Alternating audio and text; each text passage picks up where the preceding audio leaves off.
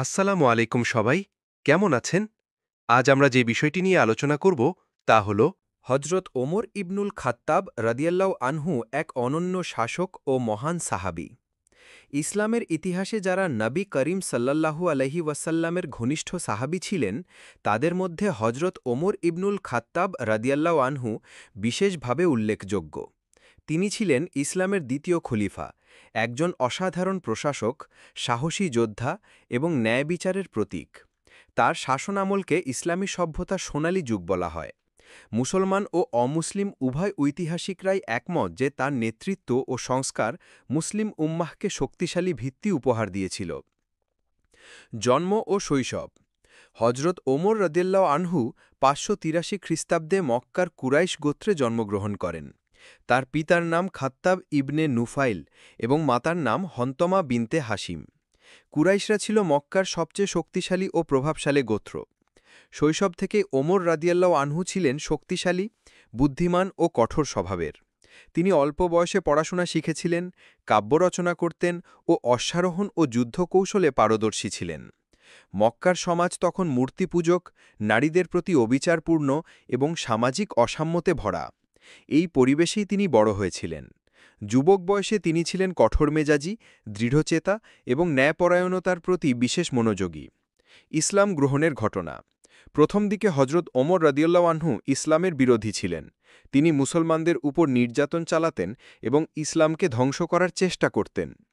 এমনকি একদিন তিনি রসূলুল্লাহ সাল্লাল্লাহু আলাইহি ওয়াসাল্লামকে হত্যা করার সংকল্প নিয়েছিলেন।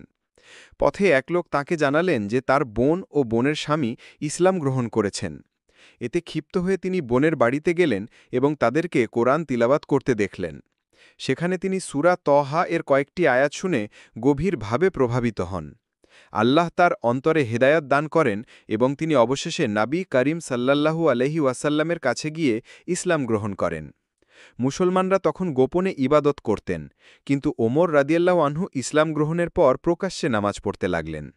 তার ইসলাম গ্রহণ ছিল মুসলমানদের জন্য এক বিশাল শক্তি ও সাহসের উৎস। রসূলুল্লাহ সাল্লাল্লাহু আলাইহি ওয়াসাল্লামের সঙ্গে ঘনিষ্ঠ সম্পর্ক।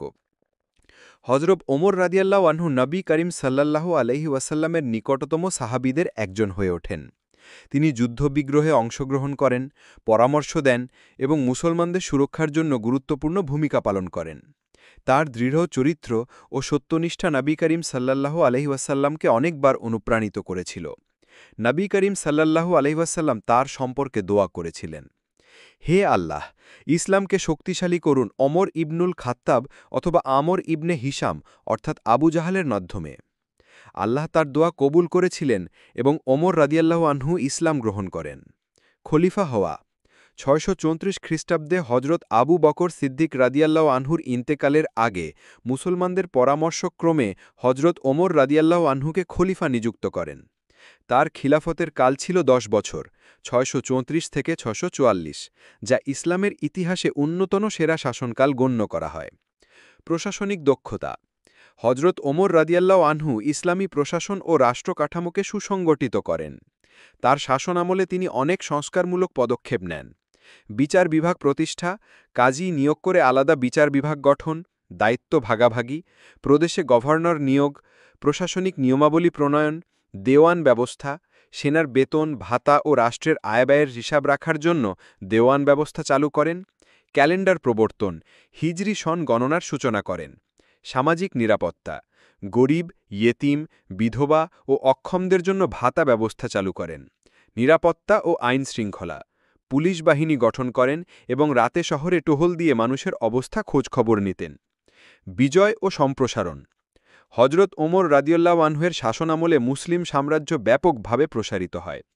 তার নেতৃত্বে মুসলমানরা পারস্য সাম্রাজ্য ও রোমান সাম্রাজ্যের বহু অংশ জয় করে নেয়। পারস্য বিজয়। কাদিসিয়ার যুদ্ধ, নাহাবন্দ যুদ্ধ প্রভৃতি যুদ্ধে মুসলমানরা বিজয় লাভ করে। রোমান সাম্রাজ্য বিজয়। ইয়ামুক যুদ্ধের মাধ্যমে সিরিয়া, মিশর, জেরুজালেম মুসলমানদের অধীনে আসে। জেরুজালেমের জনগণ নিজেরাই শান্তিপূর্ণভাবে শহর মুসলমানদের হাতে হস্তান্তর করে।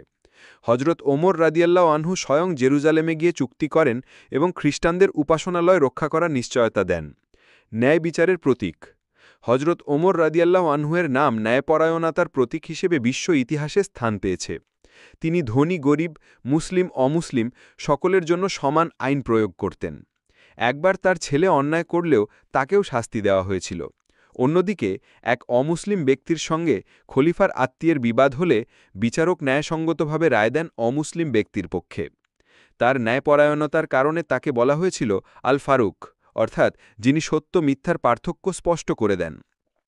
সাধারণ জীবনের উদাহরণ। যদিও তিনি ছিলেন বিশাল সাম্রাজ্যের খলিফা, তার ব্যক্তিগত জীবন ছিল অত্যন্ত সাধারণ। তিনি প্রায়ই নিজের হাতে খাবার রান্না করতেন, ছেঁড়া কাপড় পরতেন এবং সাধারণ মানুষের সঙ্গে বসে খাবার খেতেন। রাতে শহরে ঘুরে বেড়াতেন মানুষের সমস্যা জানার জন্য। একবার তিনি ক্ষুধার্ত শিশুদের কান্না শুনে নিজেই কাঁধে আটা বহন করে নিয়ে গিয়েছিলেন তাদের জন্য। এ ধরনের ঘটনা তার দয়া ও দায়িত্ববোধের উজ্জ্বল প্রমাণ। শাহাদাত। ৬৪৪ খ্রিস্টাব্দে এক পারসিক দাস আবুলুলু ফায়রোজ নামাজের সময় তাকে ছুরি মেরে আহত করে। কয়েকদিন পর তিনি শাহাদাত বরণ করেন। মৃত্যুর আগে তিনি মুসলমানদের শুরা কমিটি অর্থাৎ পরামর্শ কমিটি গঠন করে যান যাতে খলিফা নির্বাচন করা যায়। ইসলামী সভ্যতায় অবদান। হজরত ওমর রাদিয়াল্লাহু আনহুয়ের শাসনকাল ইসলামী ইতিহাসে অত্যন্ত গুরুত্বপূর্ণ। তিনি শুধু মুসলিম উম্মাহকে শক্তিশালী করেননি, বরং প্রশাসন, সমাজকল্যাণ ও ন্যায় বিচারের দৃষ্টান্ত রেখে গেছেন, যা আধুনিক প্রশাসনের ক্ষেত্রেও অনুসরণীয়। উপসংহার। হজরত ওমর ইবনুল খাত্তাব রাদিয়াল্লাহু আনহু ছিলেন ইসলামের মহান নেতা, যিনি একদিকে দৃঢ়চেতা যোদ্ধা, অন্যদিকে করুণাময় শাসক। তার জীবন থেকে আমরা শিখতে পারি ন্যায় বিচার, সরলতা, সাহসিকতা ও মানবপ্রেম। ইসলামের ইতিহাসে তার অবদান অমর হয়ে থাকবে যুগের পর যুগ।